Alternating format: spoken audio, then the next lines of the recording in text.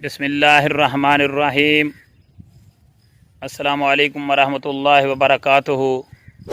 میں حکیم فیض علی دلشاد اپنے یوٹیوب چینل فیض الحکمت کی طرف سے آپ حضرات اگر میرے چینل پر نئے ہیں تو آپ میرے چینل کو سبسکرائب کریں، لائک اور شیئر کریں، بیل آئیکن کو پریس کر دیں تاکہ میری آنے والی نئی ویڈیوز آپ تک بر وقت پہنچ سکیں۔ یہ گلو کی بیل نظر آ رہی ہے،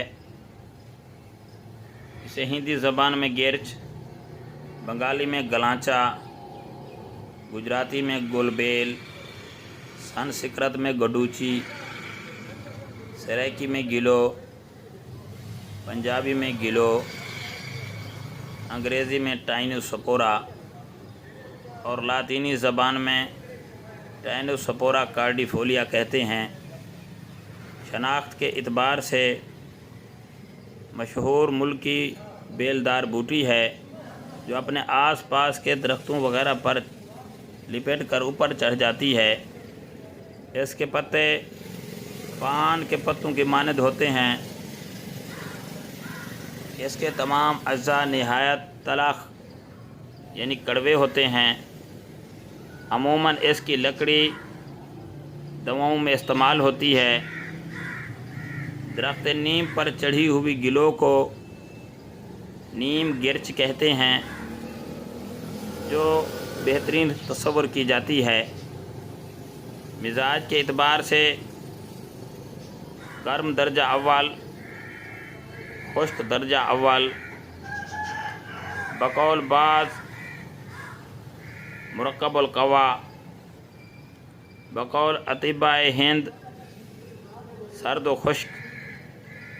افعال کے اعتبار سے مقوی قابض، مقوی معدہ، دافع تپ جملہ اقسام، قاتل کرم، مصفع خون، نافع سوزاک و جریان، مدر بول ہے۔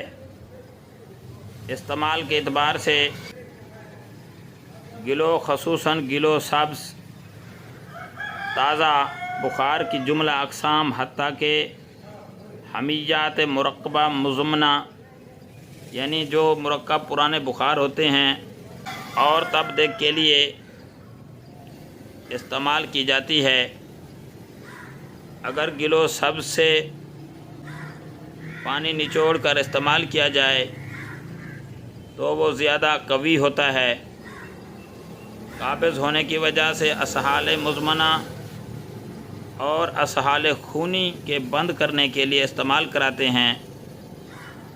سوزاک و جریان میں بھی تنہا یا مناسب ادویہ کے ہمراہ استعمال کی جاتی ہے۔ مصفی خون ہونے کی وجہ سے امراض جلدیہ آتشے کو جذام میں استعمال کراتے ہیں۔ تلخ ہونے کی وجہ سے کرم شکم یعنی پیٹ کے کیڑوں کو ہلاک کرنے کے لیے پلاتے ہیں۔ اس کا نشاستہ بھی بخاروں میں 7 کلو کے نام سے استعمال کیا جاتا ہے۔ نفع خاص، دافع حمیات اور مصفی خون ہے۔ مضر، زیادہ مضر نہیں ہے۔ مسلح یعنی اس کی اصلاح کے لیے تباشیر اور دانائے ہیل ہے۔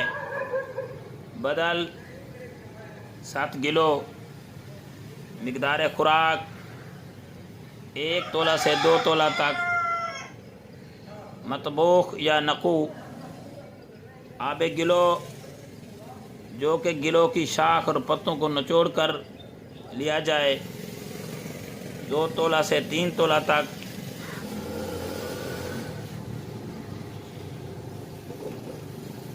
مزید تحقیقات کیمیاوی تجزیہ سے صرف یہ پتہ چلا ہے کہ گلو میں ایک تلخ جوہر مؤثر پایا جاتا ہے